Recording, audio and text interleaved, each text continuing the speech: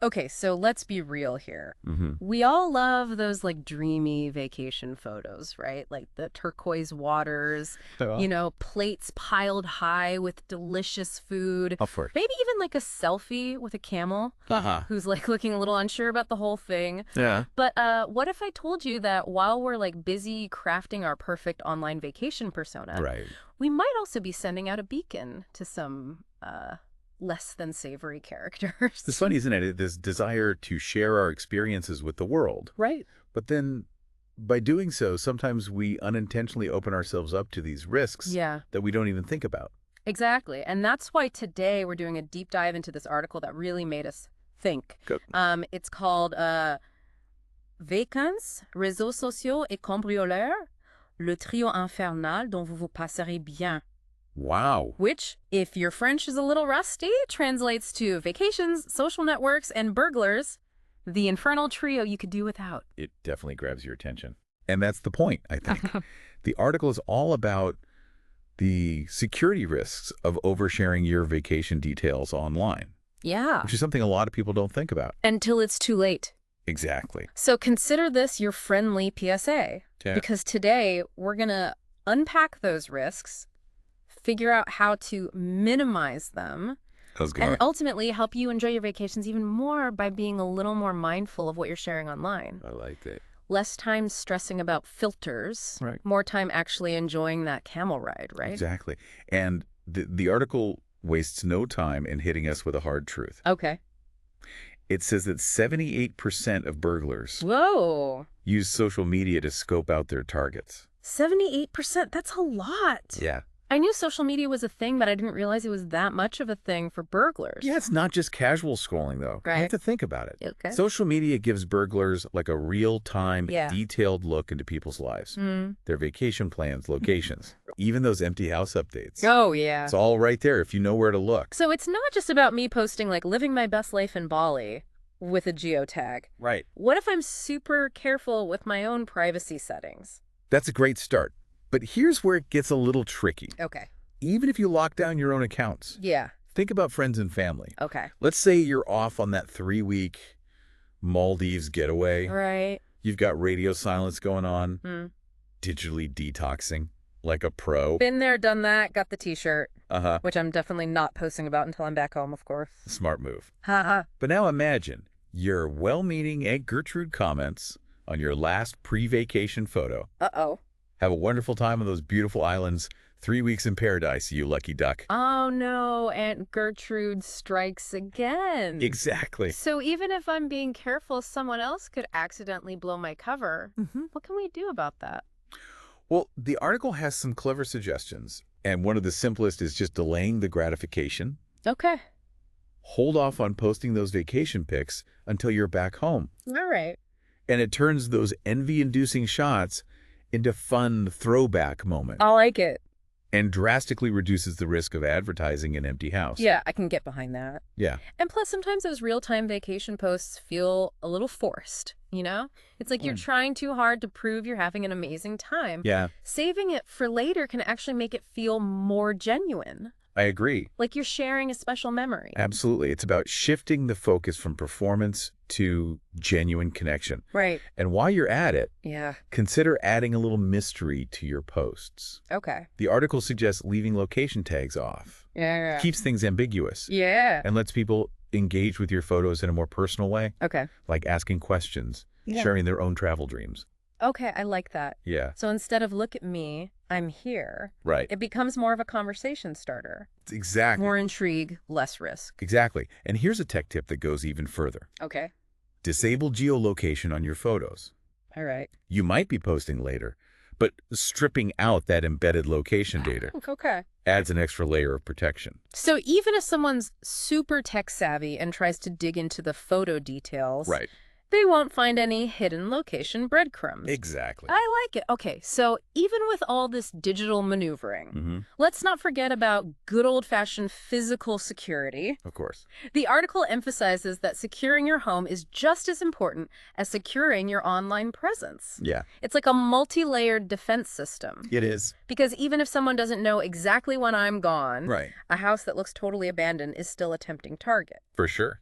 So let's talk about turning our homes into Fort Knox Okay. while we're sipping cocktails on a beach somewhere. Uh-huh. What does the article suggest? Well, it all starts with a good alarm system. And we're not talking about a flimsy sticker on the window here. Right. We mean like a professionally installed system Okay. that can actually alert the authorities Right. if something is up. Definitely a worthwhile investment. Hmm. What else? A trusty neighbor is gold. Yo, yeah. Having someone keep an eye on things, Yeah. grab the mail, Mm-hmm. maybe park in your driveway every once in a while, Right. can make a huge difference. Makes the house look lived in, Exactly. which is key Yeah. for deterring those opportunistic burglars. For sure. It's all about creating that illusion of someone's home, Mm-hmm. even when you're not. Right. I've even heard people setting up timers on lights Oh, yeah. to mimic their usual routine. The article mentions that too. Oh, wow. Yeah. Small Okay. things like that can go a long way. Cool. And don't underestimate the power of a tidy mailbox. Oh, yeah, right. An overflowing pile of mail is practically shouting, "Hey, nobody's home." Haha, yeah. Ask your neighbor to collect it or have the post office hold your mail until you get back. Simple, but effective. Hmm. Makes total sense. Okay, so we've covered the basics of securing our homes. Right. But what about the human factor? Okay. I'm thinking specifically about teenagers, Yes. like the ultimate social media sharers. The article touches on this with a bit of humor, Okay. talking about teens posting like 50 selfies a day. Right. But the underlying message is serious. Yeah. It's so important to talk to your family members, especially younger ones, about responsible sharing. Mm-hmm. Explain the risks. Set some ground rules. It's about making them part of the security team.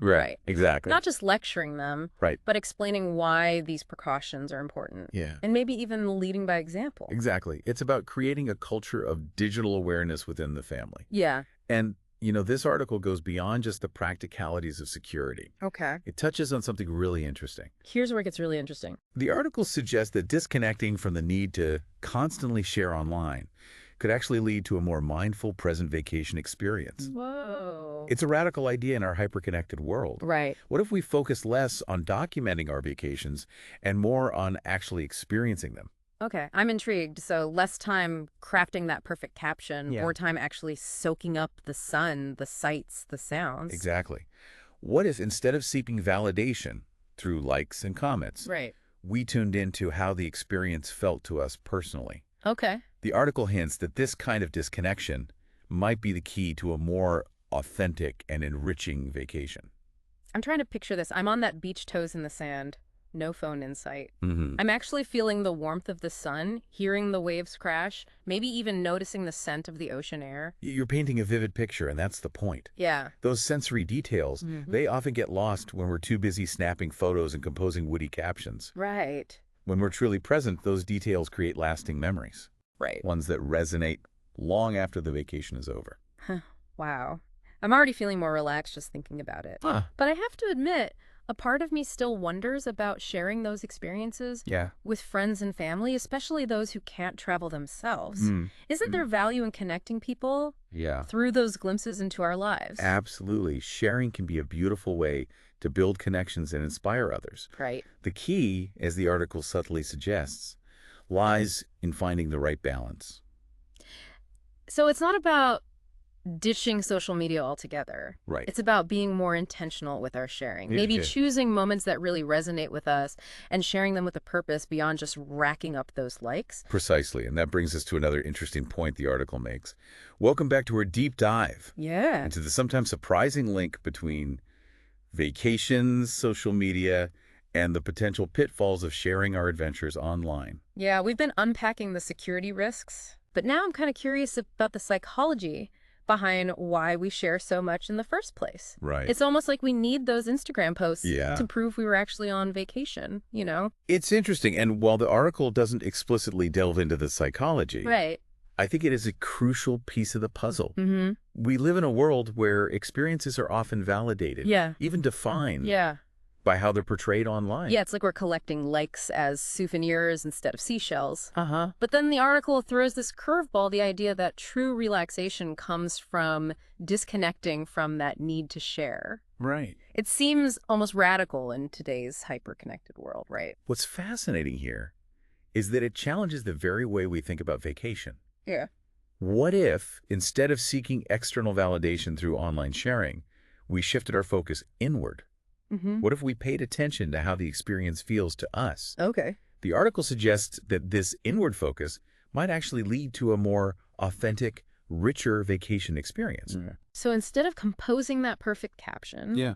I'm actually noticing the warmth of the sand between my toes, the sound of the waves, the taste of that overpriced cocktail. Exactly. And just maybe being fully present in those moments Mm-hmm. leads to a deeper appreciation for the experience, Right. a stronger connection with the place, Mm-hmm. the people you're with, Yeah. memories that are etched in your mind and heart, Right. not just on your Instagram feed. Okay, I'm starting to see the appeal of this whole disconnect to connect thing. Yeah. But what about the joy of sharing these experiences with loved ones who might not be able to travel? Sure. There's got to be value in connecting people through those glimpses into our lives, right? Absolutely. Sharing can be a beautiful way to foster connections, to inspire others, even to build a sense of community. Right. I think the article's subtle message is about finding the right balance. Okay. It's not about abandoning social media entirely, but rather being intentional with our sharing. Right. Choosing moments that genuinely resonate with Yeah. us. And sharing with a purpose that goes beyond seeking approval. So it's about finding that sweet spot, staying connected without sacrificing our own need for privacy and a little digital detox. Exactly. And that brings us to another point the article touches on. Okay. The fleeting nature of online content. Right. Think about it. Those vacation photos might get a flurry of likes and comments. Yeah. But they quickly fade into the digital abyss. It's like that suitcase full of souvenirs that ends up gathering dust in the attic. Yeah.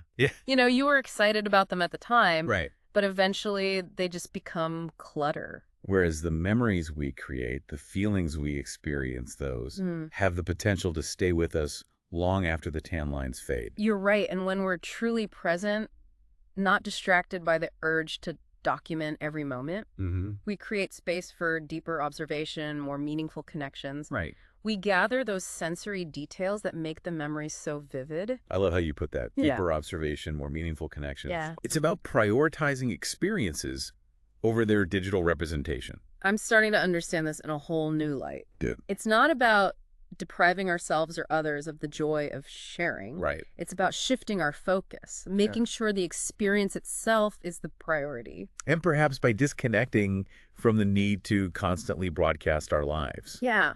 we create space for something even more valuable. A genuine connection with ourselves, the people around us, and the world we're exploring. That's a powerful idea. But before we get too philosophical, Right. let's get back to some practical advice. Sure. We've talked about what not to do online while on vacation. Right. But the article also suggests some clever alternatives for staying connected without compromising security. Yes. What are some of those ideas? One suggestion that really resonated with me was using private groups. Okay. Instead of broadcasting your vacation to the whole world, Right. create a dedicated space, a WhatsApp group or a Facebook Messenger chat with close friends and family. It's like sending digital postcards to a select group of people. It's a more intimate, controlled way to share those vacation moments. And it allows for real-time interaction. Yeah. You can share little anecdotes, answer questions, even get travel tips from those who've been there before. Right. You maintain that connection without sacrificing privacy. I love that. Yeah. It keeps the spirit of sharing alive, but within a trusted circle. Right. It takes the pressure off, too. Yeah. You can be your goofy, relaxed vacation self without worrying about what that random acquaintance from high school might think. Exactly. Yeah. And that authenticity is what makes those connections so special. Right. You're sharing the real, sometimes messy, always memorable moments that make a vacation unique. Okay, so we've gone from the dangers of oversharing to the benefits of disconnecting to finding smart ways to stay connected without compromising safety or privacy. Right. This deep dive is really giving us a lot to think about. It is, isn't it? I think it speaks to the evolving relationship we have with technology, especially in the context of travel and leisure. We're figuring out how to balance our desire to share with our need for privacy. Right. All while trying to stay present in the moment. It's a balancing act, for sure. It is. But as we've seen, there are ways to strike that balance and create a vacation experience that's enriching and safe. Maybe even more enriching because we're not constantly glued to our phones. And who knows, maybe by disconnecting a bit, we'll discover a whole new level of enjoyment, a deeper appreciation for the places we visit and the people we share them with. It's a tempting thought, but before we all book those off-the-grid retreats, Okay. there's one more crucial aspect of this article we need to address. You're talking about the elephant in the room, aren't you? I am. That looming question of how to handle work communication during vacation time. Oh, yeah. That's a big one. It is? It's like, can we ever really escape those emails and Slack notifications, even when we're supposed to be relaxing on a beach? The article poses this very question. Au fait, question pro, faut-il communiquer pendant les vacances? Wow. Which essentially means, by the way, professional question. Should you communicate during vacation? Right. It's a question that haunts many of us in today's always-on work culture. It feels almost like a trick question, doesn't it? It does. Like the answer should be a resounding no, Yeah, but the reality is often much more complicated. you're absolutely right. And while the article doesn't give a definitive answer, Yeah. it subtly points to the importance of setting boundaries and managing expectations. Right. It's about finding that delicate balance between staying connected and allowing yourself to truly unplug. So listeners, we're back and ready to tackle the big one. Okay. Work communication during vacation time. You know, that dreaded notification ping Right. that can like instantly transport you from a beachside paradise to a makeshift desk in your like cramped hotel room. The ultimate vacation buzzkill. Oh, for sure. And the article doesn't shy away from this. Right. It asks this question, au fait, question pro. Faut-il communiquer pendant les vacances? Which means, by the way, professional question. Should you communicate during vacation? Right. It's a question that haunts many of us Yeah. in our always connected work culture. It feels like one of those questions with a deceptively simple answer. Right. Like ideally it should just be a big fat no, Uh-huh. but the reality is Yeah. it's rarely that straightforward. You're right. It's a complex issue. And while the article doesn't offer a hard and fast rule, Okay. it does subtly emphasize the importance of setting boundaries and managing expectations. So how do we walk that tightrope? Right. Like, do we set up an auto reply that practically screams, I'm out of office, don't even think about contacting me? Or do we like preemptively apologize for any delayed responses, basically setting ourselves up for anxiety before we've even unpacked our suitcases? I think the key is proactive communication. Oh. Before you even go on vacation, Yeah. have an open and honest conversation with your colleagues and superiors about expectations. For communication while you're gone, Right. clearly define what constitutes a true emergency Okay. that warrants interrupting your time off. Right. And establish a protocol for handling those situations. So basically, we need to lay down the law, Right. but in a diplomatic, professional way. Yes. Like, I'll be checking emails periodically, but unless the office is literally on fire, please don't expect an immediate response. Exactly. Is that the general idea? And don't be afraid to set clear boundaries for yourself, too. Okay. Maybe designate specific times for checking emails or messages Right. once a day or every other day. The goal is to disconnect and recharge, Right. so you can come back to work feeling refreshed and energized. It's about giving ourselves permission Yeah. to prioritize our well-being and mental health, even when those work pressures are like lurking in the background. Exactly. And honestly, I think that's a message that extends beyond just vacations. Right. It's about creating a healthier relationship with work in general. I couldn't agree more. Yeah. It's about shifting the culture from one of constant availability Right. to one that values focused work and genuine downtime.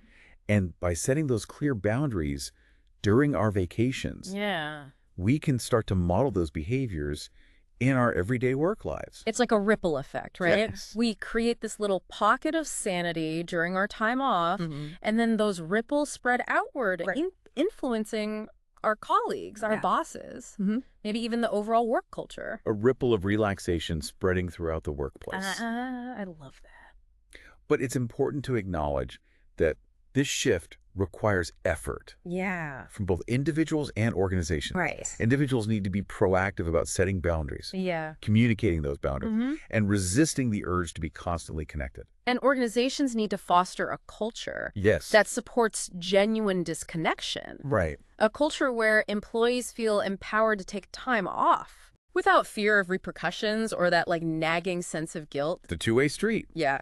And ultimately, it can lead to a more balanced and productive work environment for everyone. Well said. So, as we wrap up this deep dive, Yeah. Let's recap what we've explored. Okay. We started with those very real security risks of oversharing vacation details online. Right. We then delved into the psychological reasons behind our sharing habits. And then finally, we landed on the importance of setting boundaries with work communication during our precious time off. Yes. It's been quite a journey. It really has. We've uncovered practical tips, Yeah. psychological insights, and maybe even a few philosophical nuggets along the way. I like that. And hopefully we've equipped you, our listeners, with the knowledge to make informed choices. Right. About how you navigate these complex issues. Whether it's delaying those vacation pics, embracing a little mystery in your posts, or boldly setting those out-of-office boundaries. Remember, you have the power to create a vacation experience. That's right. That aligns with your values and priorities. And perhaps in the process, you'll discover something even more valuable. Okay. A deeper connection with yourself, the people you care about, and the world around you. So as a final thought. Okay. We'll leave you with this question to ponder. All right. What if this vacation was more than just a break from work or a collection of Instagram-worthy moments? Right. What if it was an opportunity to reconnect with the things that truly matter? Yes. To rediscover the joy of simply being present and to create memories that will last a lifetime? The answer to that question lies within you. Bon voyage.